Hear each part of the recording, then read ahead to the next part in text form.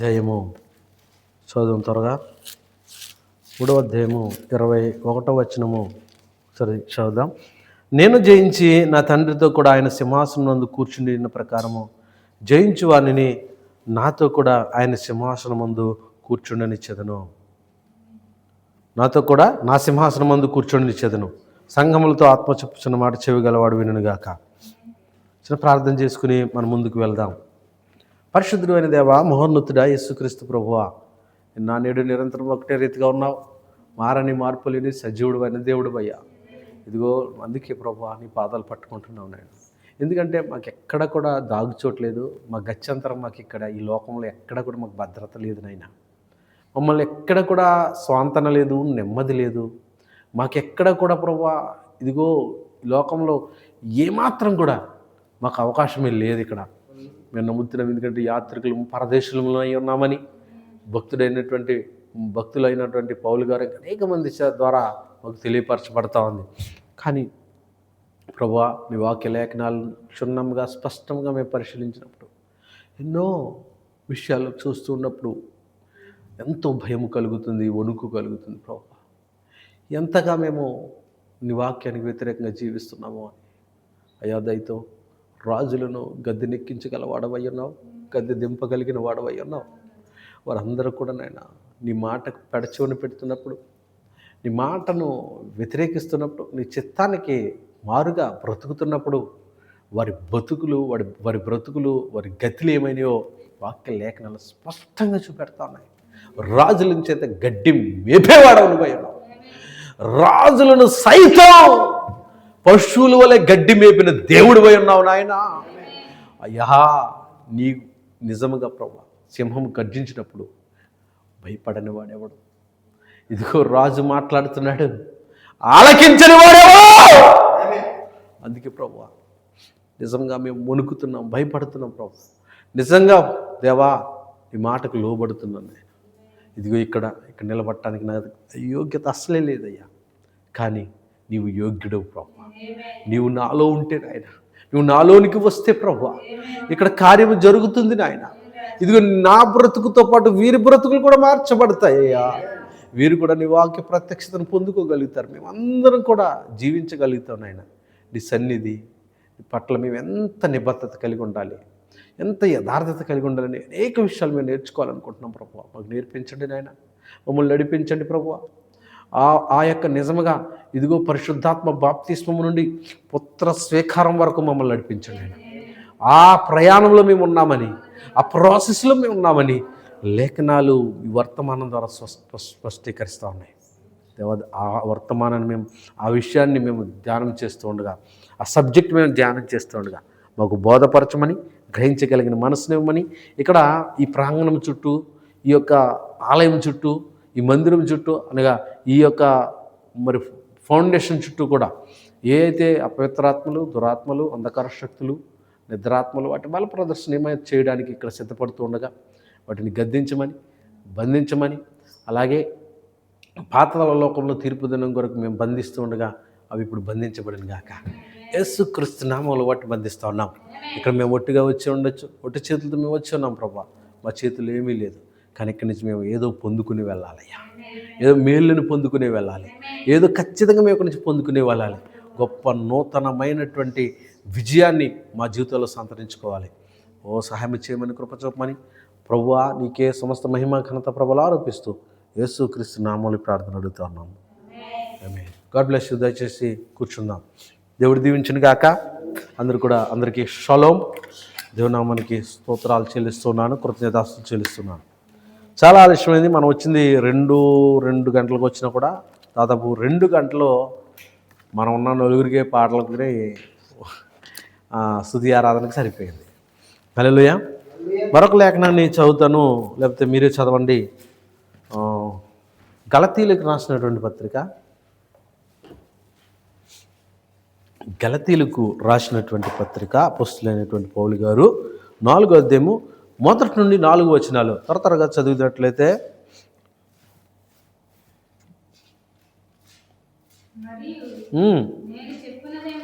ఎవరు చెప్తున్నారు?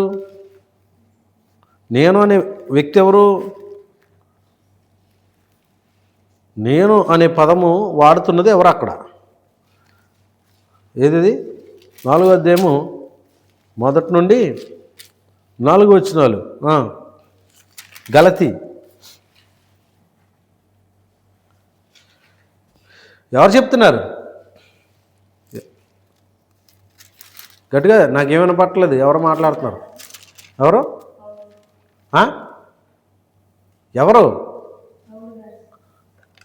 ఇంతకుముందు ఏం చెప్పారు? పౌలు గారు అన్నావా ముందు? హల్లెలూయా. ఎవరైనా? ఆయన ఏమంటున్నాడంటే, నేను చెప్పినది ఏమనగా, చదువుతున్నారా చదవట్లేదా? చదవాలి. వారసుడు అన్నిటికీ కర్త అయి ఉన్నాను. ఆమేన్. బాలుడై ఉన్నంత కాలము అతనికి దాసునికి ఏ భేదము లేదు. తండ్రి చేత నిర్ణయించబడినటువంటి ఒక దినం వచ్చినప్పుడు వచ్చే వరకు అతడు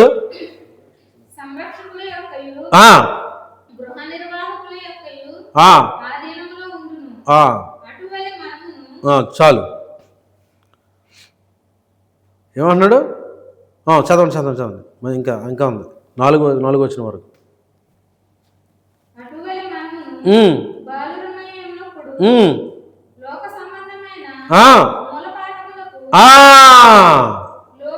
లోబడి దాసులమై ఉంటిమి. అయితే కాలము చదవటమేంటి? అయితే కాలము పరిపూర్ణమైనప్పుడు దేవుడు తన కుమారుని పంపెను. దేవునికి స్తోత్రం కలుగుగాక. చదవండి. ఆయన స్త్రీ యందు పుట్టి మనము దత్తపుత్రులమును కావలెనని ధర్మశాస్త్రములకు లోబడి ఉన్నవారు నియమించుటకై ధర్మశాస్త్రములకు లోబడిన వాడాయను. ఆమేన్. హల్లెలూయా. దేవుని స్తోత్రం. ఇంకా చదివితే మరియు మీరు కుమారులయ్యున్నందున నాయనా తండ్రి అని మొరపెట్టు తన కుమారుని ఆత్మను దేవుడు మన హృదయములో లోనికి పంపెను. కాబట్టి నువ్వు ఇక దోషుడవు కావు, కుమారుడివే. కుమారుడు అయితే దేవుని ద్వారా వారసుడువు. ఏమవుతుంది? కుమారుడు అయితే దేవుని ద్వారా వారసుడువు అని వాక్యం సెలవిస్తూ ఉంది. దేవునికి స్తోత్రం కలుగుగాక. చదివింది అర్థమైందా మీకు? చదివిన వాక్యం అర్థమైందా? ఏమర్థమైంది? బాగుంది కదా? అర్థమైంది. క్వశ్చన్కి ఆన్సర్ బాగుంది. మరి ఏమర్థమైంది? ఎప్పుడు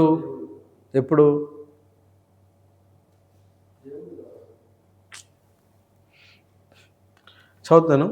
మరియు నేను చెప్పినది ఏమనగా, వారసుడు అన్నిటికీ కర్త అయి ఉన్నాను. ఎన్నిటికీ కర్త? కర్త అంటే అర్థం ఏంటి? కర్త, అన్నిటికీ కర్త. ఎవరికి ఎవరికి అన్నీ ఉన్న వాటికి ఎవరికి ఉన్నాయి, అతను ఎవరికి దేనికి కర్త అయి ఉన్నాడు? అమ్మ, ఇప్పుడు ఒక కుమారుడు పుట్టినప్పుడు ఏమండి, అతడు ఏమవుతున్నాడు? దాసుడు ఎలా అయితే, దాసులు ఉంటారు కదా, దాసుడు అంటే వంట పని చేసేవాడు, పశువులను కాసేవాడు, గొర్రెలు కాసేవాడు, ఎద్దులు కాసేవాడు, ఏ విధంగా కూడా వాడు ఒక దాసుడు ఉండొచ్చు. ఇప్పుడు కుమారుడికి దాసుడికి ఏమాత్రం కూడా భేదం లేదంటున్నాడు. ఎప్పటి వరకు? మన మెసేజ్ ఏంటి? అంశం ఏంటి? చెప్పు, అంశం ఏంటి? నీకు తెలియదా సిస్టర్? రాసుకోలేదా? అది అంటే క్రొత్త జన్మ నుండి క్రొత్త శరీరం వరకు. దేవుని స్తోత్రం కలిగిన గాక. హల్లెలూయా. దేవుని మహిమ కలిగిన గాక. క్రొత్త జన్మ ద్వారా క్రొత్త శరీరం వస్తుంది. ఏ శరీరం అది? మహిమ శరీరమే, థియోఫనీ, అదే క్రొత్త శరీరం అయింది. ఇప్పుడు ఆ యొక్క వారసత్వం పొందుకోవడానికి రైట్ కుమారుడే, కానీ దత్తపుత్రత్వం ద్వారా అతను వారసుడు అవుతున్నాడు. దేవుని మహిమగాక. పుట్టిన వెంటనే ఒక ప్రాసెస్ అనేది ఉంది, ఒక ప్రాసెస్ అనేది జరుగుతుంది, ఒక తర్ఫీదు. అందుకే ఇక్కడ ఏమన్నాడు చూసారా? తండ్రి చేత నిర్ణయింపబడిన దినము వచ్చే వరకు. బ్రదర్, ఒక దినముంది, అది నిర్ణయించబడినటువంటి దినము. ఈలోపు ఈ బాలుడు ఏం చేయాలి మరి? ఈ బాలుడి యొక్క పరిస్థితి ఏంటి మరి అని అంటే ఇక్కడ అన్నాడు, అతడు సంరక్షకుల యొక్కయు గృహ నిర్వాహకుల యొక్కయు ఆ దినంలో ఉండును. ఎవరంటాలో? ఇది భౌతికంగా జరిగేటువంటి ప్రక్రియ కదండి, అంతే కదా బ్రదరా? ఇప్పుడు చూడండి, భౌతికంగా ఎలా అయితే ఒక జన్మ జరుగుతుందో ఆ జన్మకు ఏమేం కావాలా? స్వాభావిక జన్మ ఎలా జరుగుతుంది? నీరు, రక్తము, దాన్ని చెప్పండి క్లియర్గా, దానికి వివరించండి క్లియర్గా అని అడుగుతుంటే నోట్లు నిలబెడతారేంటి? ఎలా జరుగుతుంది? మీరు కనలేదా? సో సిస్టర్, నీకు తెలుసా ఎలాగా ఆ ప్రాసెస్? ఆగు, కొత్త క్వశ్చన్ చేసి ఇప్పుడు ఒక చూడండి, ప్రతిదీ కూడా ఒక తల్లి, ఒక స్త్రీ గర్భం ధరించిన వెంటనే ఏం జరగదు? బిడ్డ పుట్టడం. అదేమైంది? ఒక 9 months ప్రాసెస్ అయ్యింది, అంతేనా బ్రదర్? ఒక శరీరం రావడానికి ఒక 9 నెలల ప్రాసెస్ అయ్యింది. అతను ఆ తల్లి తీసుకునే ఆహారం బట్టి, ఇచ్చేటువంటి పౌష్టికాన్ని బట్టి ప్రాసెస్ అంతా కూడా జరిగి ఆ ఎముకలు, నరాలు, కీళ్ళు, రక్తము లోపల ఇవన్నీ కూడా ఏం జరుగుతాయి? లోపల ఆ బిడ్డ, ఆ పిండం ఏదైతే ఉందో, ఆ అండంలోనికి వెళ్ళిన పిండము అది శిశువుగా పరివర్తన చెందుతూ ఒక బాలుడిగా ఒక రూపాన్ని సంతరించుకుని అవన్నీ కూడా ఒక్కొక్కటి ఒక్కొక్కటి ఒక్కొక్కటి ఒక్కొక్కటి ప్రాసెస్ అవుతూ చివరికి ఆ దినం వచ్చినప్పుడు, ఆ నిర్ణయించబడిన దినం వచ్చినప్పుడు, ఆ సమయం వచ్చినప్పుడు ఆ బాలుడు బయటకు వస్తున్నాడు, ఆ బాలిక బయటకు వస్తూ ఉంది. ఆ వచ్చేటువంటి క్రమములో ఒక జన్మను రుజువుపరుస్తూ, బ్రదర్ సిస్టర్, ఒక జన్మను రుజువుపరుస్తూ జరుగుతున్నటువంటి కార్యములు ఏమిటి అని అడుగుతున్నాను నేను కదా సిస్టర్? మరి చెప్పు. నీరు, నీరు అంటారు దాన్ని. మరి అది చెప్పు, వివరణ ఇచ్చినప్పుడు క్లియర్గా ఇవ్వాలి వివరణ. అబి అంటే ఏ అబి? ఎంతమంది ఉంటారు అబీలు? పలానా అబి అబ్రహాం నన్నేటి, అంతేనా? చెప్పు.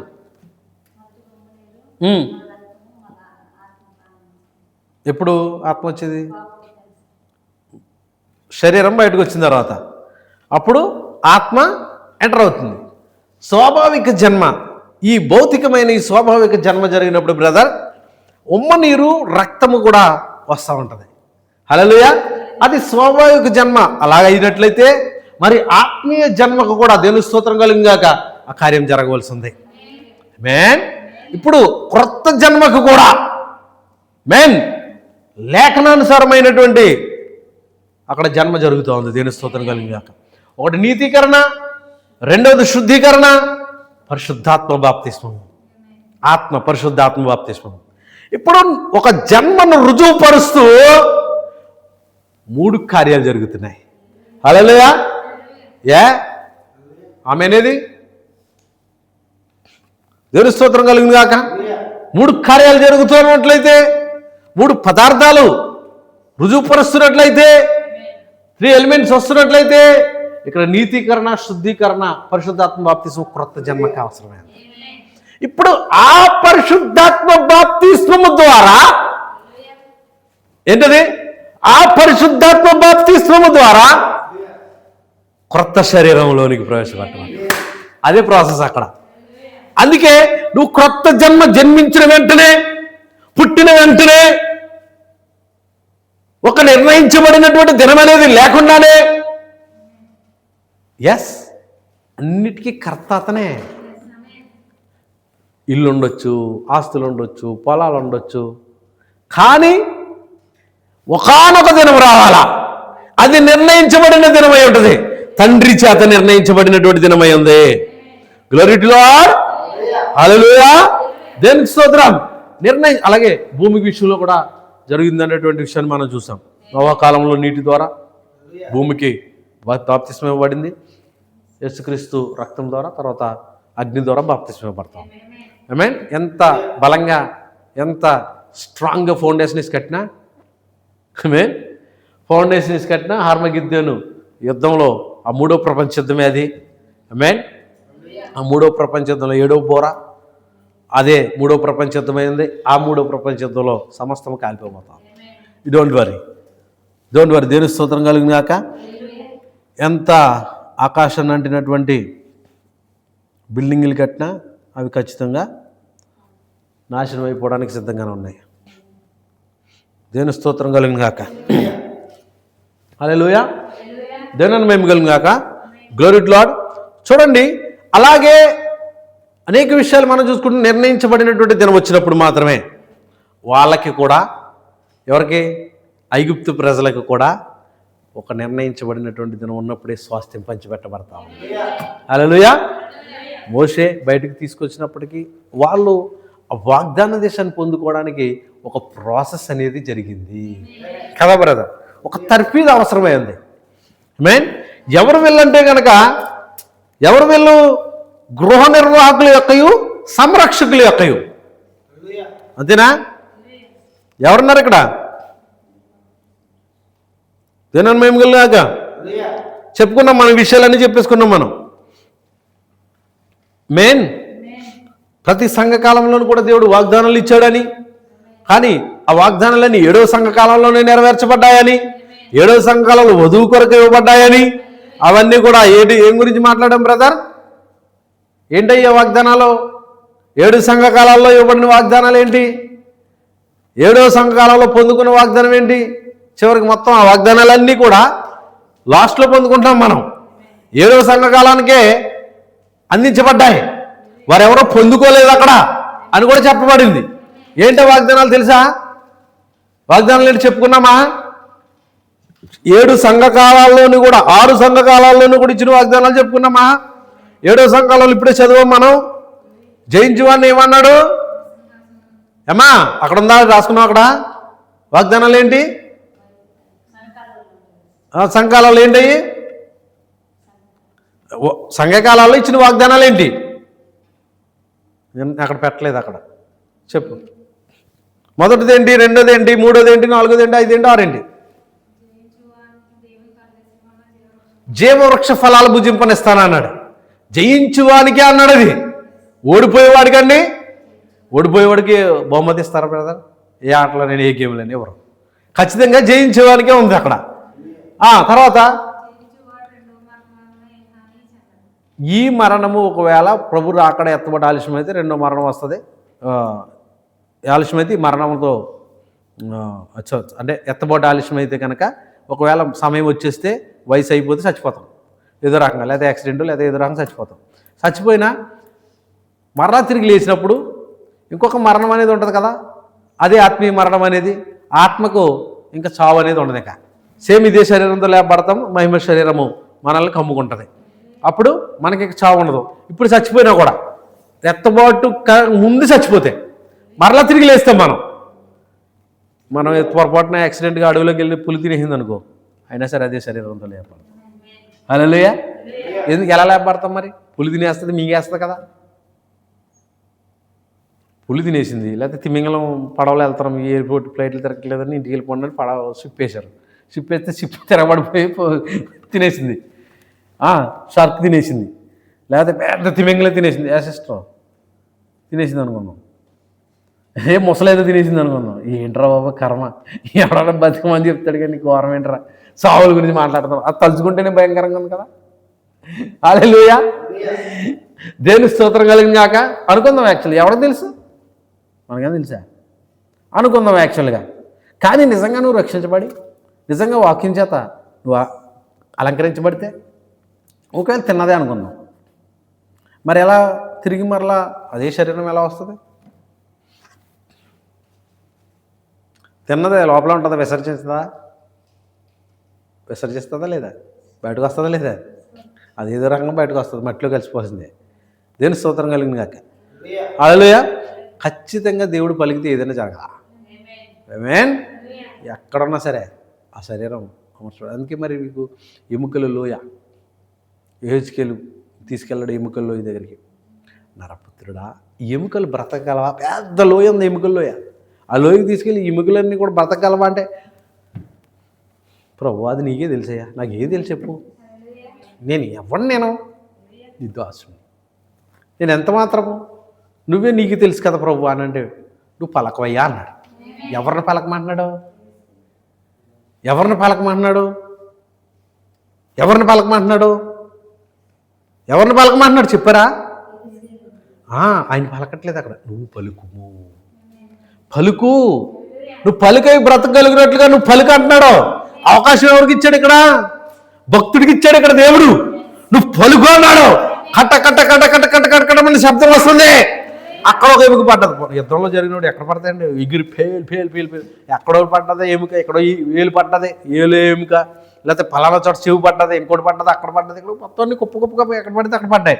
అవన్నీ కట్ట కట్ట కట్ట కట్ట కట్టమనుకుంటా ఎక్కడున్నాయి అక్కడికి వచ్చేసారు. హల్లెలూయా.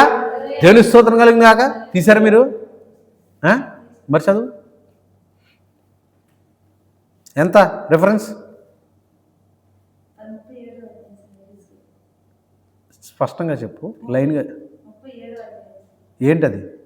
పుస్తకం ఏంటి? ఎవరికి చెప్తున్నావు? యెహెజ్కేలు 37వ అధ్యాయము ఫలానా వచనము. మళ్ళీ చెప్పు, స్టార్టింగ్ నుంచి చెప్పు. చెప్పే విధానం ఎలా చెప్తావు? నువ్వు ఒక లేఖనాన్ని చెప్పాలంటే, ఒక రెఫరెన్స్ చెప్పాలంటే ఎలా చెప్తావు? ఎలా చెప్తావు?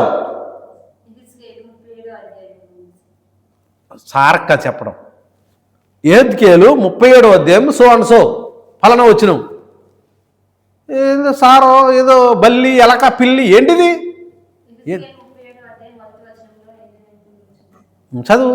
అది మొదట పక్కలు రాసుకుంటారు, ఎదురు రాసుకుంటారు. చదువు. అక్కడ ఆవిడ ఒక చెప్తాండి.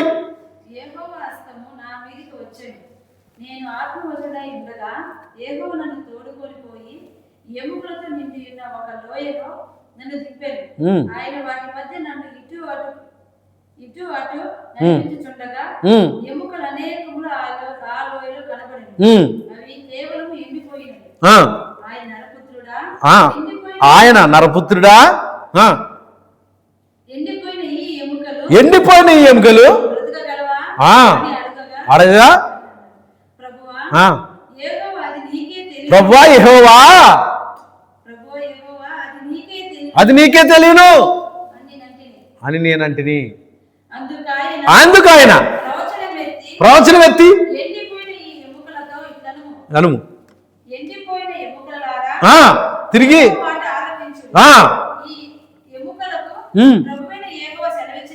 ఏమనగా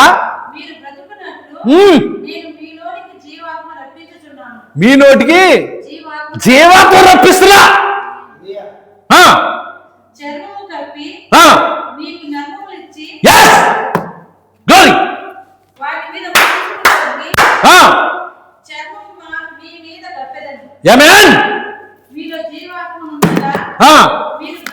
బ్రతుకుదురు.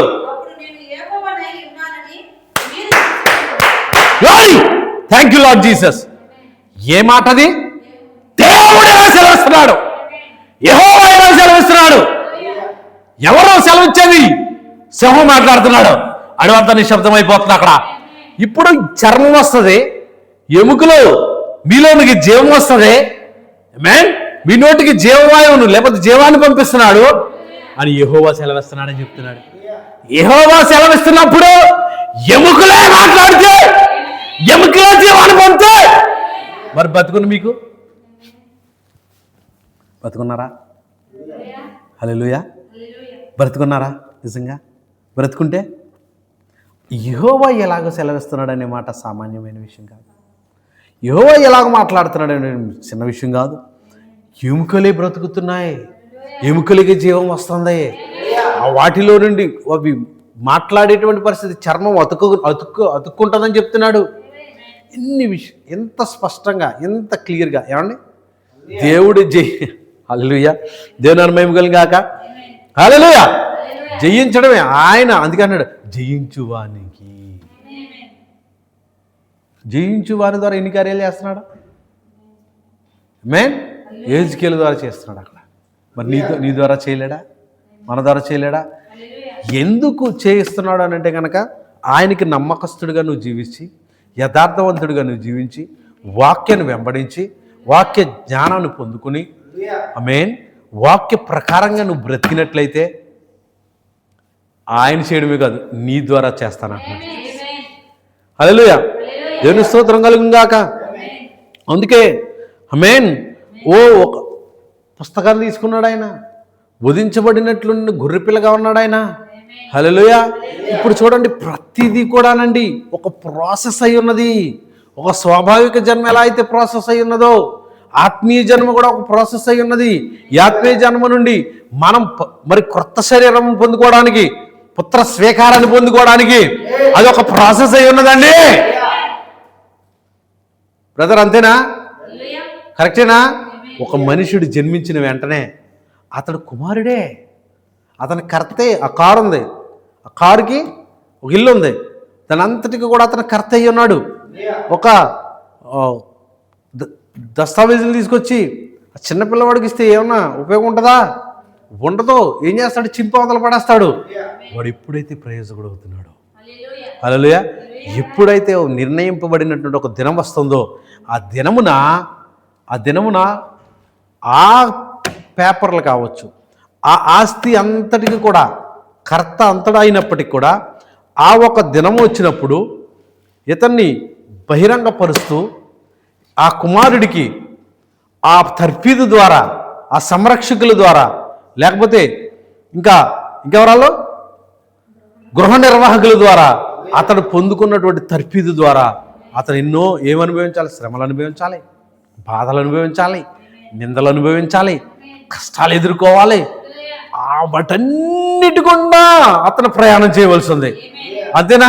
ఇవన్నిటి గుండా ప్రయాణం చేసినప్పుడు చివరికి అతను అన్నిట్లో కూడా ఉత్తీర్ణుడైనప్పుడు, అన్నిట్లో కూడా బలమైనటువంటి తర్ఫీదును పొందుకున్నప్పుడు, తండ్రి గారు వృద్ధుడైనప్పుడు ఏం చేస్తాడండి? ఇక నేను చాలరా, ఇక నేను ఏం చేయలేను, ఇక ఇవన్నీ కూడా నేను చూసుకోవడం కష్టం, ఇక నీకు అప్పగించేస్తున్నాను, ఇక నుండి వీటన్నిటిపైన నీవు అధికారి అయి ఉంటావు, నా ఆస్తి అంతటి పైన కూడా నువ్వు అధికారి అయి ఉంటావు. ఇప్పుడు అది పుత్ర స్వీకారం అయి ఉందని చెప్పి నేను స్తోత్రం కలిగింది కాక. ఏమైనదంట? అది పుత్ర స్వీకారం, దత్తపుత్రత్వం. అంతేగాని ఒక పిల్లలు లేరు కదా అని ఒక దంపతులకి ఒక 10, 15, 20 సంవత్సరాలు లేదా 30, 40, 50 సంవత్సరాలు వచ్చేసినాయి, ఇంకా మనకి పిల్లలు పుట్టరు, పిల్లలు లేరు కాబట్టి మనం ఒక పిల్లవాడిని తీసుకొచ్చి పెంచుకుందాం అనేది దత్తపుత్రత్వం కాదు. యాక్చువల్ ప్రవక్త చెప్పినటువంటి విషయము ఇదే ఉంది. దేవుని స్తోత్రం కలుగును గాక, దేవుని మహిమ కలుగును గాక. Glory to lord. చదువుదాం వర్తమానంలో నుండి ఇదే విషయాన్ని మనం ధ్యానం చేద్దాం. ఒకసారి వర్తమాన పుస్తకంలో నుండి, హల్లెలూయా, వర్తమాన పుస్తకంలో నుండి పుత్ర స్వీకారము పార్ట్ 2, పుత్ర స్వీకారము 2లో ప్రవక్త ఈ విధంగా మాట్లాడుతున్నాడు దీని గురించి. అదే చెప్తున్నాడు. ఆ విషయం చదువుతాను, నేను చదివి ముందుకు వెళ్దాం. ఇప్పుడు పుత్ర స్వీకారం అనగా ఏమిటి? వినాలి.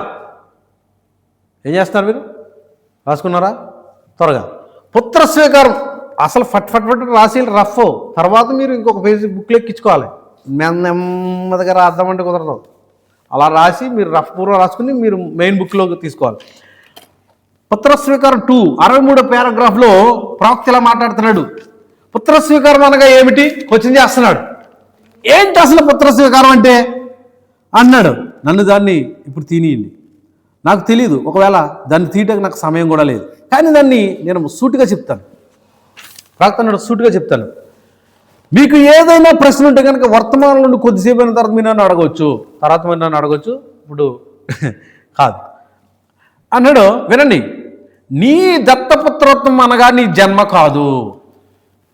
జన్మ అనేది దత్తపుత్రత్వం కాదు. జన్మ దత్తపుత్రత్వం కాదు. కరెక్టేనా? అంటే పుత్ర స్వీకారం కాదు అది. కానీ ఎప్పుడు అంటాడు ఇక్కడ, కాదు, మీ పుత్రత్వము మీ యొక్క స్థానమై ఉన్నది. మీ యొక్క స్థానమై ఉన్నది దత్తపుత్రత్వం అంటే. మీరు తిరిగి జన్మించిన తర్వాత యోహాను సువార్త 1:17 అనుకుంటాను అన్నాడు, దేవుని ఆత్మ వల్ల మనం పుట్టినప్పుడు మనం దేవుని కుమారులగుదుము. ఎవరి ఆత్మది? లేకపోతే దేవుని ఆత్మ వల్ల పుట్టకపోతే ఏమన్నావు? ఇక్కడే చూసి ఇక్కడే మా సమాధానం చెప్పు. దేవుని ఆత్మ వల్ల పుట్టకపోతే పిల్లలే, దేవుడు లేక దెయ్యము రెండే ఉన్నాయి ఇక్కడ, అంతేనా? దేవుని ఆత్మ వల్ల పుట్టినప్పుడు మనం దేవుని కుమారులగుదుము. కాబట్టి మనం ముందుగా నిర్ణయించబడితేమి. ఏంటి బ్రదర్? దేవుని పిల్లలు అవ్వడానికి మనం ముందుగా నిర్ణయించబడాలి. ముందుగా నిర్ణయం ద్వారానే వాడు కుమారుడు అవ్వబడతాడు. తర్వాత విషయం కూడా చూద్దాం. అంత్యకాలమందు ఈ కుమారులు, మీరు గమనించండి, ఇప్పుడిచ్చట ఇదే మీరు అర్థం చేసుకోవాలని ప్రయత్నిస్తున్నాను. మనము దత్తపుత్రుల మొగుటకు ముందుగా నిర్ణయించబడినాము. కుమారుడు అవ్వడము కూడా ముందు నిర్ణయమే, దత్తపుత్రుడు అవ్వడము కూడా ముందు నిర్ణయం. దేని స్తోత్రం కలిగిందిగా.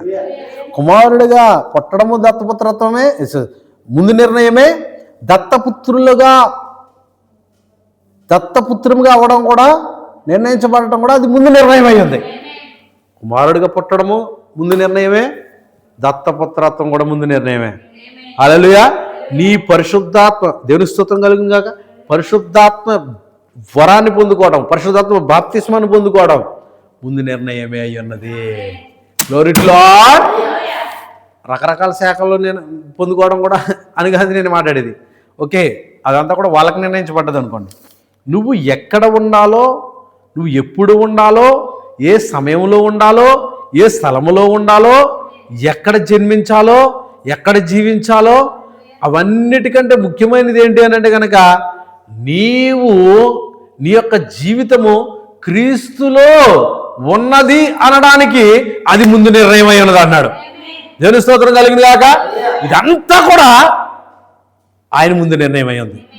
నువ్వు చూడండి, మనిషి జన్మిస్తాడు, ఒక పాపిగా జన్మిస్తాడు, అతను తిరుగుతాడు, లేకపోతే ఏదో కార్యములు చేస్తాడు, ఏదో భయంకరమైనటువంటి పరిస్థితులు జీవిస్తాడు. కానీ తిరిగి ఎప్పుడైతే పరిశుద్ధాత్మ బాప్తిస్మాన్ని పొందుకుంటాడో, అతను రియలైజ్ అయినప్పుడు, తన స్థితిని గుర్తించినప్పుడు, తన పరిస్థితిని గుర్తించినప్పుడు, తన పశ్చాత్తాపడి మారుమనసు పొంది యేసుక్రీస్తు నామములో బాప్తిసం పొందినప్పుడు, ఆ పరిశుద్ధాత్మ బాప్తిస్మాన్ని పొందుకున్నప్పుడు, హల్లెలూయా, అతను దేవుడు తన హృదయాన్ని, తన మనస్సుని ఇచ్చినప్పుడు, అంతేనా? ఆమె నూతన మనసు కాదు, ఆమేన్, నూతన హృదయము, మాంసపు గుండెని తీసేసి నూతన వచ్చేసి రాతి గుండెని తీసేసి మాంసపు గుండెని ఇస్తానన్నాడు, నూతన ఆత్మని ఇస్తానన్నాడు, మరి నా ఆత్మని ఇస్తానన్నాడు ఆయన. హల్లెలూయా. దేవుని మహిమ కలిగిన గాక. అదే పరిశుద్ధాత్మ అయి ఉన్నది. అదే దేవుని స్తోత్రం కలిగిన గాక. అదే పరిశుద్ధాత్మ బాప్తిస్మం అయి ఉన్నది. Glory to lord. దాని తర్వాత జన్మ జరుగుతూ ఉంది. అంటే దత్తపుత్రత్వం పుత్రుడిగా స్వీకరించబడుతున్నాడు. అది యేసుక్రీస్తు కూడా జరిగింది. దేవుని మహిమ కలిగిన గాక.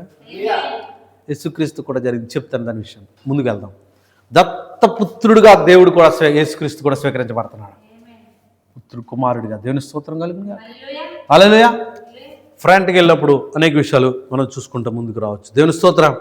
హల్లెలూయా. వారసుడు అన్నిటికీ కూడా అతను కర్త ఉన్నప్పటికీ కూడా దత్తపుత్రత్వం ద్వారానే అతడు వారసుడిగా నియమించబడతా ఉన్నాడు. హల్లెలూయా. హల్లెలూయా. దేవుని స్తోత్రం కలిగింది గాక. మెయిన్ మొదటి నిర్గమం తెలుసు కదా మనకి, ఎలా అయితే అగ్నిస్తంభం మేఘస్తంభం ద్వారా వారి ప్రయాణం జరుగుతూ ఉంది.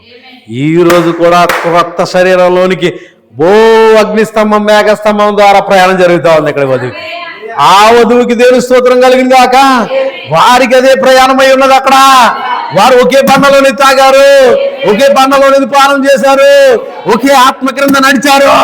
ఇప్పుడు కూడా అదే జరుగుతూ ఉన్నది. మొదటి 2 నిర్గమములలో అదే జరిగింది, ఇప్పుడు కూడా అదే జరుగుతూ ఉన్నది. ఆమేన్, హల్లెలూయా, హల్లెలూయా, ఆమేన్. మొదటి నిర్గమములో మోసే ప్రవక్త ద్వారా వారు విడిపించబడుతున్నారు అక్కడ, అంతేనా? ఆమేన్. ఇంకా చదువుతాను. ఒక కుమారుడు, పాత నిబంధనలో పుత్రస్వీకారం గురించిన విషయం, నియమముల గురించి ఎందరికి తెలియను, బహుశా మీరు చదివిందురు. ఒక కుమారుడు జన్మించును. అదేమిటో నీకు గుర్తున్నదా? జని అని అన్నాడు. అది ఒక టేప్ మీద ఉన్నది. పాత నిబంధనలో కుటుంబంలో ఒక బిడ్డ జన్మించినప్పుడు అతను ఒక బాలుడు, ఎందుకనగా అతను తన తల్లిదండ్రులు పుట్టెను, అతని కుటుంబంలో కుమారుడు కనుక అన్నిటికీ వారసుడగును. కానీ ఈ కుమారుడు శిక్షణనిచ్చి వారి వద్ద పెరుగును. అతడు శిక్షణనిచ్చి వారి వలన, ఉపదేశకుల వలన పెంచబడెను. నాకు కుమారుడు పుట్టగానే నేను తండ్రి అవుతాను. హల్లెలూయా, హల్లెలూయా. చూడండి, ఒక తండ్రికి ఒక పెద్ద 1000 ఎకరాల వ్యవసాయ భూమి లేదా విధమైనది ఏదైనా ఉన్నట్లయితే అతని దగ్గర అనేక మంది బ్రతుకుతున్నారు. అతని గొర్రెలను కాయటకు అతని యొక్క జీతమునకు మనుషులు గలరు, అతని పశువులు మేటు కొంతమంది అతని యొక్క జీతం గలరు, అతని పైభాగాన 100 మైళ్ళ దూరంలో అతని యొక్క కొంతమంది గలరు. ఇచ్చట కొంతమంది మేకలను కాయటానికి, గాడిదలను కాయటానికి, వివిధ రకాల వాటిని కాయడానికి, చూసుకోవడానికి కొంతమంది మనుషులు ఉంటారు. అయితే పెద్ద రాజ్యమును అతను ఒక పెద్ద రాజ్యమును కలిగి ఉన్నట్లుగా ఉన్నాడు. చిన్న గాడిద పైన వెళ్తూ ప్రతి చోటకు వెళ్తాడు, గాడిద పైన ఎక్కి ఏం చేస్తున్నారో చూస్తాడు. గొర్రెబొచ్చు కత్తిరించి వారిని అన్నింటినీ కూడా గమనిస్తూ ఉంటాడు. అతనికి ఖాళీయే ఉండదు, సమయమే ఉండదు. అతను ఆ విధంగా సవారీ చేస్తూ అతని రాజ్యం కొరకు జాగ్రత్త వహించడానికి ప్రయత్నిస్తూ వెళ్ళిపోతూ ఉంటాడు. అతనికి ఉన్న వాటన్నిటికీ కుమారుడే వారసుడగును, అతడు వారసుడు. దేవుని స్తోత్రం కలుగుగాక. యేసుక్రీస్తు ద్వారా దేవుని రాజ్యంలో మనం జన్మించినప్పుడు మనం పరలోకమునకు వారసులు మగుదుము, యేసుతో సహవారసులు మగుదుము. ఎందుకనగా ఆయన మన స్థానమును తీసుకొను. హల్లెలూయా, దేవుని మహిమ కలుగుగాక. Glory to lord. జన్మించటము, నువ్వు నిజముగా ఆ కుటుంబంలో లేకపోతే ఆ వాక్యంలో జన్మించటము కూడా ముందు నిర్ణయం అయ్యి ఉంది. దత్తపుత్రుడిగా స్వీకరించబడటం కూడా ఉంది. కానీ నువ్వు ప్రయాణంలో ఉన్నావు. ఖచ్చితంగా నువ్వు ప్రయాణం చేయవలసి ఉంది. శోధనలు అనుభవించాలి, నిందలు వస్తాయి, బాధలు వస్తాయి, భయంకరమైనటువంటి వ్యతిరేకతలు వస్తాయి. వాటన్నిటినీ కూడా ఆత్మీయ జీవితంలో కూడా అదే వస్తుంది. నిందలు వస్తాయి, బాధలు వస్తాయి. సొంత కుటుంబం వారు వ్యతిరేకిస్తారు, సొంత ప్రజలు వ్యతిరేకిస్తారు, సొంత జనులు వ్యతిరేకిస్తారు, సొంత బంధువులు వ్యతిరేకిస్తారు. ఎందుకు? జనం మేము కలుగాక. దాన్ని పక్కన పెట్టండి. అది వస్తుందా? దేవుని స్తోత్రం కలుగుగాక. జనం మేము కలుగాక. Glory to Lord. ఆమేన్.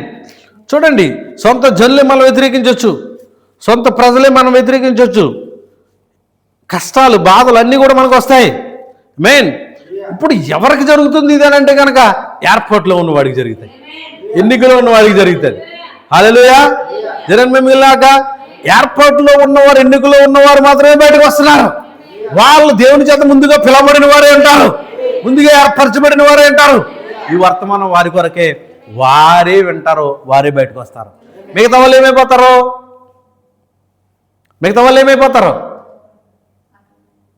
చెప్పు, ఉన్నది చెప్పు. ఎవరైనా సరే చెప్పండి. ఆమె చెప్పకపోతే చెప్పండి, ఆమె అంతే, వాళ్ళ బతుకులు ఇంక మారు. చెప్పండి. చెప్పడానికి సంకోచిస్తే అసలు లేదు. అది అసలు క్రైస్తవ జీవితానికి అది నెంబర్ 1 వ్యతిరేకం. అది నువ్వు వాక్యాన్ని చెప్పడానికి, వాక్యం గురించి మాట్లాడటానికి, దేవుని గురించి మాట్లాడటానికి నువ్వు సంకోచించడం అనేది, ప్రార్థన చేయడానికి సంకోచించడం అనేది, దేవుని గురించి నువ్వు ఎంతగా మాట్లాడినా తక్కువే. ఎందుకంటే అంతగా మనకు చేశాడు కాబట్టి. నువ్వు తప్పు చెప్పావా, ఒప్పు చెప్పావా, నీకు తెలిసింది చెప్తావు. నువ్వు తెలియదని చెప్పమంటే నువ్వు ఎలా చెప్తావు? అంతేనా? చెప్పలే కదా. నీకు తెలిసింది చెప్పు. దాన్ని బట్టి నీకు ఉన్నటువంటి పట్టు, నీకు ఉన్నటువంటి అవగాహన బట్టి నువ్వు ముందుకు వెళ్ళాలా. దాన్ని బట్టి నువ్వు తీసుకోగలుగుతావు, నువ్వు ఇంకా ఎదగలుగుతావు, నువ్వు ఇంకా విషయాలు పట్టుకోగలుగుతావు. అది నీ కొరకే తప్ప నా కొరకు కాదు కదా. ఎందుకు మాట అక్కడి నుంచి గొంతు దాకా వచ్చి అక్కడ ఆపేసుకుంటే ఏంటి దారుణం? ఏంటి? హల్లెలూయా, ఇంత దారుణమా ఏంటి? చెప్పాలి. మిగతా ఎవరైనా చెప్పండి. ఇంక ఇది అసలు నేను వాక్యం చెప్పడానికి కేరింతలు కొట్టుకుంటూ చెప్పుకోవచ్చు. వాక్యం గురించి మాట్లాడుతుంటే ఎంత అద్భుతమైనటువంటి ఆ అవకాశం దేవుడు ఇస్తున్నాడు. ఎంత మంచి అవకాశం ఇచ్చాడు మనకి. మాట్లాడటం, వాక్యం మాట్లాడాలి, వాక్యం పలకాలి. వాక్యంగా మారినప్పుడే కదా నువ్వు వాక్యం పలుకుతావు. వాక్యంగా మారటమే కదా, వధువు వాక్యంగా మారటమే కదా దేవుడు చెప్పింది. ఈ చివరి కాలానికి ఇవ్వబడింది అదే కదా.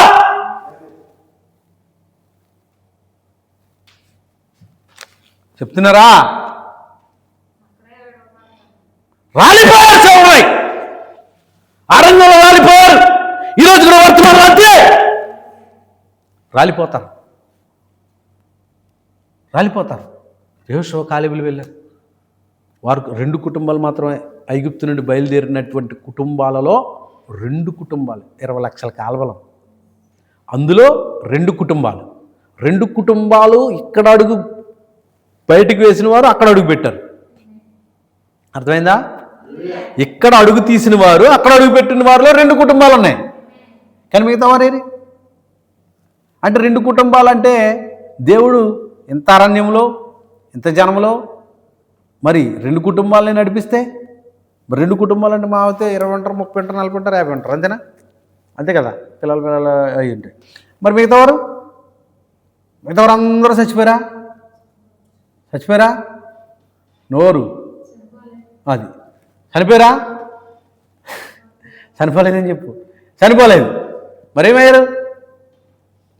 అందరూ చచ్చిపోయారా? మరి ఎవరున్నారు? 4 సార్లు అడగాలి, 10సారి చెప్తారు. ఆమేన్. దేవుని స్తోత్రం కలిగింది కాక. ఈలోపు టైం మనకు సరిపోదు, ముగించుకుని వెళ్ళిపోతాం. బాగుంది, అద్భుతం కదా. అలా ఏం జరుగుతుందంటే పెద్దవాళ్ళందరూ కూడా, అందుకే మీరు అడుగు పెట్టరయ్యా, మీరు మాసం, ఇవన్నీ కూడా మనకు తెలిసినట్టు ముందుకెళ్దాం. దేవుని స్తోత్రం. కానీ వాళ్ళ పిల్లలు వాగ్దాన దేశం సంతరించుకుంటారు వెళ్ళినటువంటి వారు. ఆమేన్. దేవుని స్తోత్రం కలుగును గాక. హల్లెలూయా.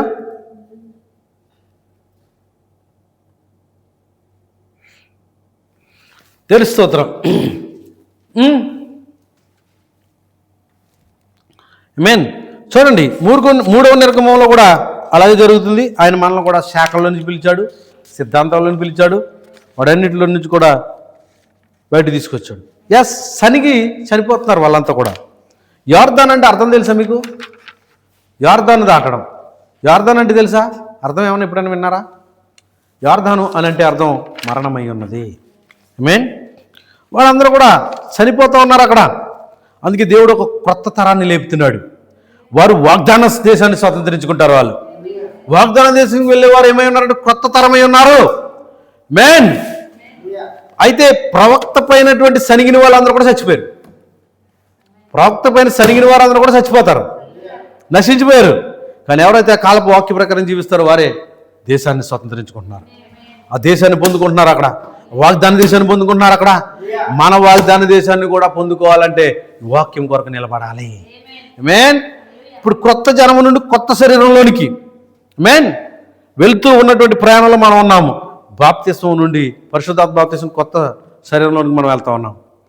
ఒక క్రొత్త మొదటి నిర్గమంలో ఒక దేశము నుండి ఎక్కడికి వెళ్తున్నారు? ఒక దేశము నుండి ఇదొక దేశమై ఉంది, ఐగుప్తు. అది కానాను, అదొక దేశం. ఇక్కడ దేశమై ఉంది, అదొక దేశం. అంటే భౌతికమైన దేశం నుండి భౌతిక దేశంలోనికి వెళ్తున్నారు, అంతేనా? అదే కదా, ఒక దేశం నుండి దేశంలోనికి వెళ్తున్నారు. దేనాన్ని మహిమగలిగాక. 2వ నిర్గమం ఎక్కడి నుంచి వెళ్తారంటే, 2వ నిర్గమం ఏంటి? 2వ నిర్గమంలో ఏం జరుగుతుంది? ఎక్కడి నుండి? ధర్మశాస్త్రములో నుండి. ధర్మశాస్త్రం ఏంటంటే శిక్షేస్తాడు. ధర్మశాస్త్రం అంటే ఒక చట్టం. చట్టం ఏం చేస్తుంది? ఎప్పుడు కూడా శిక్షిస్తుంది, అంతే కదా బ్రదర్? ఒక చట్టం ఏవైతే రాయబడిందో దానికి ఒక శిక్షణ స్మృతి ఉంది, శిక్ష వేస్తాడంతే, కృప ఉండదు ఇంకా అక్కడ. ఆమేన్. ధర్మశాస్త్రం ఎప్పుడు కూడా చట్టం, అదొక చట్టం చేయబడింది. కంటికి కన్ను, పంటికి పన్ను, కాలుకి కాలు, అంతేనా? ఇలా పాపానికి ప్రాయశ్చిత్తం గొర్రెపిల్ల ఒక బలి ఇంకంతే. కానీ కృప, దేవుని స్తోత్రం కలిగింది గాక. అందుకే ధర్మశాస్త్రము నుండి పరిశుద్ధాత్మ బాప్తిస్మలోనికి, దేవుని స్తోత్రం కలిగింది గాక. హల్లెలూయా. పరిశుద్ధాత్మ బాప్తిస్మలోనికి, అది వారికి వాగ్దానం చేసాం. అక్కడ ధర్మశాస్త్రం నుండి పిలుస్తున్నారు, అక్కడ బయటికే ఆ చట్టాల్లో నుండి పిలుస్తున్నారు. అక్కడ ధర్మశాస్త్రోపదేశ శాస్త్రుల పరిశీలన సద్దుకల్లో ఆ ఆ లేఖ అక్కడ నుంచి ఆ సంఘశాఖ సిద్ధాంతంలో నుండి బయటకు పిలుస్తున్నాడు. అక్కడ అక్కడ నుండి పరిశుద్ధాత్మ బాప్తిస్మలో పిలుస్తున్నాడు. హల్లెలూయా. 3వ నిర్గమంలో మన మోషే ఎక్కడికి నడిపిస్తున్నాడు? మన మోషే. హల్లెలూయా. ప్రకటన 10లో ఉన్న యెహోషువ ద్వారా, ఆ బలిష్ఠుడైన దూత యెహోషువ ద్వారా వాగ్దాన దేశాన్ని పంచిపెట్టేవాడు బలిష్ఠుడైన దూత అయ్యున్నాడు. ఆయన యేసుక్రీస్తు అయ్యున్నాడు. హల్లెలూయా. ఇప్పుడు ఆ బలిష్ఠుడైన దూత ద్వారా దేవునికి స్తోత్రం కలిగింది గాక. హల్లెలూయా.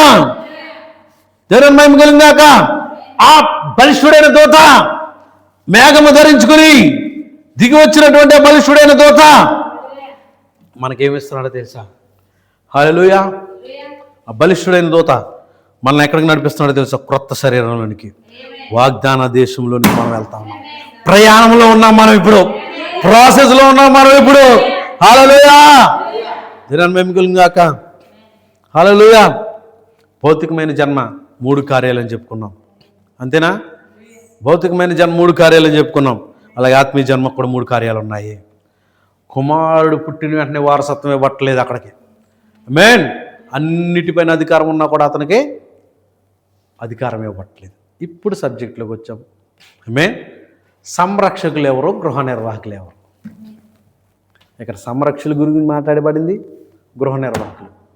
వాళ్ళు ఆ జన్మించబడినటువంటి, ఎక్కడ జన్మించాడు? నువ్వు మొహం కడుక్కో, లేచి నిలబడు, తిరుగుతూ ఉండు అవసరమైతే, కానీ ఆ విధంగా వద్దు. నిద్రపోయి ఇక్కడ పరిశుద్ధాత్మక ఆటంకంగా మనం ఉండదు. అవునా? దేవుడు మాట్లాడాలి. దేవుడు ఇక్కడ మాట్లాడుతున్నాడు అని అంటే నీవు కళ్ళు నలుపుకుంటా, నిద్రపోతా, తలవాల్చుకుంటా, ఒక రకమైనటువంటి పరిస్థితుల్లో మనం ఇక్కడ ఉంటే అసలు ఆయనకి అవకాశం ఉందా చెప్పండి? మీరు ఎందుకు గ్రహించలేకపోతున్నారు? లేచి నిలబడండి, తిరగండి. మీరు అలా ఉంటే కూర్చుంటే మీకు ఏమవుతుంది? నిద్ర వస్తుంది. చెప్పింది ఎందుకు అర్థమవుతుంది మీకు? కొన్ని క్లాత్ తీసుకుని తడుపుకుని తుడుచుకోవచ్చు, లేదా నిలబడవచ్చు, తప్పు లేదు. ప్రసంగం వింటారు నిలబడి, ఆమె ఏం చెప్తారు, అల్లులు చెప్తారు, కేరింతలు కొడతారు, గంతులు కొడతారు. నిలబడండి. ఇక్కడ ఆత్మ పని చేస్తుంటే ఎముకలే లేచినాయి అని చెప్తున్నాడు కదా, అంతే కదా బ్రదర్? మరి దేవుడు మాట్లాడుతుంది, యెహోవా ఎలాగ సెలవిస్తున్నాడు అనే మాటలు ఇవ్వాలి. ఈ వర్తమానం ఇది, ఈ కాలపు వర్తమానం ఇది మాట్లాడుతుంటే రైట్. నీ శరీరము నీకు సహకరించకపోవచ్చు, కానీ ఆత్మ ఎప్పుడైతే చెప్పుకున్నాం కదా మొన్న ఎన్ని విషయాలు మాట్లాడడం అంతకుముందు కదా, ఇవి చెప్పాం. ఎక్కడ పని చేస్తున్నాయి శరీరం? ఇవిగో శరీరానికి వచ్చేటువంటి చూచుట, రుచి, వాసన, స్పర్శ, వీటి ద్వారా శరీరము నడిపించబడతా ఉంది, వీటిపైన కేంద్రీకరించబడి. కానీ ఎప్పుడైతే ప్రాణం అనేటువంటి నియంత్రణ శిఖరంలోనికి, దేవుని స్తోత్రం కలిగాక, ఆత్మకు మనస్సాక్షి, హేతుబుద్ధి, ఊహ, ప్రేమ, జ్ఞాపకం, దీని ద్వారా ఆత్మ నడిపించబడి ప్రాణములోని కనుక వాక్యం వెళ్తే, నువ్వు ప్రాణములో కనుక వాక్యం ఉంటే కనుక మిగతావన్నీ కూడా ప్రభావితం చేయబడతాయి. ఆ 3 ప్రభావిత తరంగాలు కనబడుతున్నాయి కదా, ప్రభావిత రంగాలు కనబడుతున్నాయి కదా. ఈ మిగతా 2 ప్రభావితమైనటువంటి రంగాలు కూడా వీటన్నిటినీ కూడా కంట్రోల్ చేయగలుగుతుంది ఇక్కడ ప్రాణం. దేవుని ప్రాణంలో వాక్యం కనుక ఉంటుంది. అందుకే మన ప్రాణములోకి వాక్యం రావాలి, ప్రాణములోనికి నీకు వాక్యం అవసరమైంది. ఆమేన్. బయటికి ఇలా వస్తే ఏమవుతుంది బ్రదర్? శరీరానికి జస్ట్ తీసుకున్నాం అనుకోండి, చెవి ద్వారా వెళ్ళిపోతుంది. కానీ ఇది నిజమంటావా? కరెక్టేనంటావా? జరుగుందంటావా? పలికాడా హెచ్కేలు? అవునంటావా? ఇదిగో ఇక్కడ పనిచేస్తుంది. హల్లెలూయా. హేతుబుద్ధి, నువ్వు దాన్ని తీసుకోవచ్చు, రకరకాలుగా ఊహించవచ్చు. నీ ఊహను బట్టి నడుస్తూ ఉంటుంది. అదే ఆత్మ అక్కడ దేని జ్ఞాపకం, ఈ జ్ఞాపకాలు, మనస్సాక్షి. తర్వాత విశ్వాసము లేక సందేహం 2 ఉంటాయి అక్కడ. ఒకటి విశ్వసించుట, లేకపోతే సందేహించుట. నువ్వు ఇక్కడ కనుక విశ్వసించావా, ఇక్కడ కనుక తీసుకున్నావా వాక్యాన్ని, ఇక్కడ కనుక పరిపూర్ణంగా స్వీకరించావా, ఇంకంతే.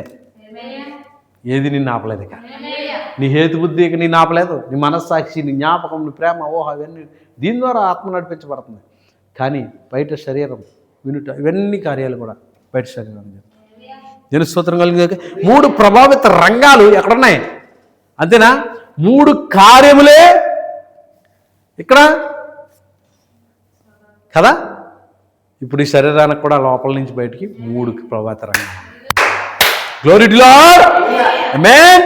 దేవుడు 3లో పరిపూర్ణుడై ఉన్నాడు. తండ్రిగా ఉన్నాడు, కుమారుడిగా జీవించాడు, చనిపోయి పాతిపట్టుబడి తిరిగి లేచి పరిశుద్ధాత్ముడిగా ఉన్నాడు, మనలో ఉన్నాడు. దేవుని స్తోత్రం కలిగిన సంరక్షకులు ఎవరు? గృహ నిర్వాహకులు ఎవరు? సంరక్షకులు ఎవరు? గృహ నిర్వాహకులు ఎవరు? గృహ నిర్వాహకుడు ఇంగ్లీష్లో బైబిల్లో చదివితే మీరు గవర్నర్ అని పిలుస్తారు. గవర్నర్, గృహ నిర్వాహకుడు అతను. ఆమేన్. అయితే అతను ఏమై ఉన్నాడంటే కనుక సంఘం దగ్గరికి వచ్చినప్పటికి అక్కడ కుటుంబంలో, స్వాభావిక జన్మలో, భౌతికమైన జన్మలో ఆ తండ్రి అన్నిటికీ కూడా ఆస్తిపరుడైనప్పుడు అతను కుమారుణ్ణి సంరక్షకుడు, గవర్నర్, టీచర్, ఉపాధ్యాయుడు లేకపోతే ఉపదేశకుడు, వీటి ద్వారా ఆ తండ్రి అతన్ని పెంచుతాడు. ఆమేన్. మరి ఇప్పుడు సంఘానికి గృహ నిర్వాహకుడు ఎవరు?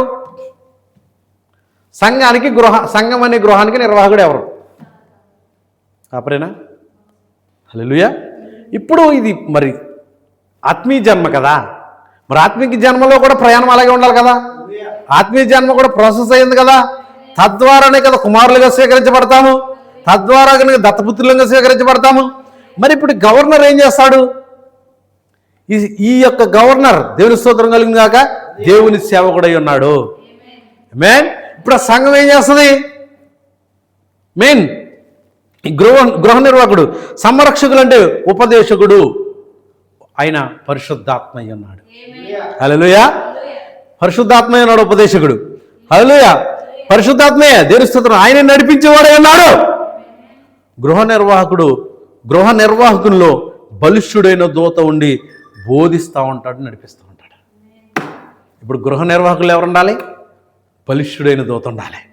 దేవుని స్తోత్రం కలిగినాక ఆయన నుండి ఆ యొక్క సంఘాన్ని, ఆ యొక్క నూతనమైనటువంటి జన్మను పొందుకున్న వారిని, జన్మించిన వారిని ఆయన నడిపిస్తూ ఉంటాడు. హల్లెలూయా. దేవుని స్తోత్రం కలిగినాక ఆ బలిష్ఠుడైన దూత పరిశుద్ధాత్ముడు నుండి దేవుని స్తోత్రం కలిగినాక ఆ పరిశుద్ధాత్ముడే సేవకుల్లో ఉండి సంఘాన్ని నడిపిస్తూ ఉన్నాడు. Glory to lord. అందుకే ప్రవక్త అన్నాడు, సంఘమునకు సేవకుడు ఏమై ఉన్నాడు అన్నాడు? ఆత్మీయముగా అన్ని కోణాల్లో కాదు, ఆత్మీయంగా భర్త అయి ఉన్నాడు అని చెప్పాడు.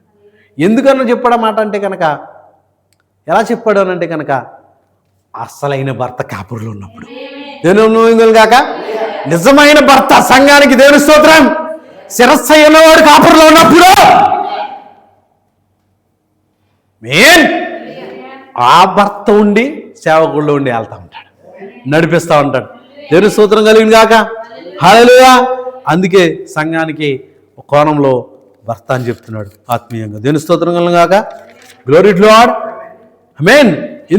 అందుకే దేవుడు ఆ కాపురులో ఉండి, ఆ నిజమైన భర్త, మన భర్త ఆ కాపురులో ఉండి ఆ సంఘాన్ని నడిపిస్తూ ఉంటాడండి. ఆ కాపరిని నడిపిస్తూ ఉంటాడు. దేవుని స్తోత్రం కలిగింది కాక. సేవకుల్లో ఎవరు ఉండాలి? ఆ దేవుడే ఉండాలి, ఆ భర్త ఉండాలి. ఆమేన్. చూడండి, మనం జన్మించామనుకోండి, జన్మించినప్పుడు వారసత్వం, ఆ స్వాస్థ్యం ఇవ్వబడదు. ఆమేన్. అది ఎప్పుడు ఇస్తున్నాడు? తండ్రి చేత నిర్ణయించబడినటువంటి దినం వచ్చినప్పుడు. ఆమేన్. గవర్నర్ ఎవరో అర్థమైందా? గృహ నిర్వాహకుడు ఎవరో అర్థమైందా? చూటర్ ఎవరో అర్థమవుతుందా? అంటే చూటర్ ఉపదేశకుడు ఎవరో అర్థమవుతుందా? ఆమేన్. పరిశుద్ధాత్ముడై ఉన్నాడని చెప్తున్నాం. దేవుని స్తోత్రం కలిగింది ఆక. ఆమేన్. నిర్ణయించబడిన దినం ఉన్నప్పుడు, ఆ స్వాస్థ్యమును పొందుకున్నప్పుడు, ఆ టైటిల్ డీడ్ని పొందుకున్నప్పుడు, ఆ హక్కు పత్రాన్ని పొందుకున్నప్పుడు, గ్లోరీ టు లార్డ్, అదే మనకు పుత్ర స్వీకారమై ఉన్నది. అదే దత్తత అని పిలబడతా ఉంది. ఏమైంది ఇప్పుడు? అది దత్తత అని పిలబడతా ఉంది. మెయిన్. దేవుని స్తోత్రం కలిగింది కాక. Amen. Hallelujah. Glory to Lord. దేవుని స్తోత్రం. చూడండి, ఆత్మీయంగా భౌతికంగా ఏదైతే జరుగుతుందో ఆత్మీయంగా అదే జరుగుతుంది. సంఘానికి ఏం జరుగుతుంది ఇప్పుడు? స్టార్టింగ్ ఆయనకు విత్తనాన్ని నాటాడు, కానీ అది కుళ్ళిపోయింది. 4 సంఘ కాలాల్లో విత్తనం కుళ్ళిపోయింది. హల్లెలూయా, హల్లెలూయా. దేవునికి స్తోత్రం కలుగును గాక. Glory to lord. ఏమైపోయిందో విత్తనం? 4 సంఘ కాలాలను కూడా ఆ గోధుమ గింజ భూమిలో పడి చనిపోయిందండి. హల్లెలూయా. విత్తనం కుళ్ళిపోయింది అక్కడ. 4 సంఘ కాలాల్లోనూ కూడా. కానీ 5వ సంఘ కాలానికి వచ్చేటప్పటికి ఆమేన్, మార్టిన్ లూథర్ వర్తమానం ద్వారా హల్లెలూయా, ఈ 4 సంఘ కాలాల్లో ఆ సంఘం ఏం జరుగుతుంది? ఆ 4 పురుగుల ద్వారా, ఆమేన్, చీడ పురుగుల ద్వారా సంఘం తినివేయబడతా ఉంది. ఆమేన్. 5వ సంఘ కాలానికి వచ్చేటప్పటికి నీతీకరణ వర్తమానం ద్వారా గ్లోరీ చెప్పుకుందాం. నెక్స్ట్ వీక్ ప్రారంభం చేసుకుందాం. మనం ఆ విషయాలన్నీ కూడా మాట్లాడుకుందాం. ఇంతవరకు అర్థమైందా? స్వాభావిక జన్మ, ఆత్మీయ జన్మ విధానము ఒకే రీతిగా ఉంటుంది. కానీ స్వాభావిక జన్మకు ఎలా అయితే నీరు, రక్తము, ఆత్మ అవసరమైంది, ఆత్మీయ జన్మకు కూడా 3 కార్యాలు ఉన్నాయి. మన శరీరాన్ని కూడా కంట్రోల్ చేసేది 3 ప్రభావిత రంగాలు అయి ఉన్నాయి. వాటిలో ఏ విధమైనటువంటి కార్యాలు జరుగుతున్నాయి అనేది అన్నిటి కూడా గమనించాం. ఎప్పుడైతే స్వాస్థ్యం పొందుకుంటున్నాడు, ఎప్పుడైతే అతను దత్తపుత్రుడుగా స్వీకరించబడతాడు, ఒక దత్తత తెచ్చుకుని పెంచుకోవడం కాదు, అతను పుట్టినటువంటి కుమారుడు వారసుడే. కానీ వారసత్వం ఎప్పుడు లభించుతుందండి? ఆ సమయం నిర్ణయించబడింది, తండ్రి చేత నిర్ణయించబడినటువంటి దినం వచ్చింది. దేవుని స్తోత్రం కలుగును గాక. దేవుడి మాటలు మన కొరకు దీవించి ఆశీర్వదించును గాక. God bless you all. Shalom.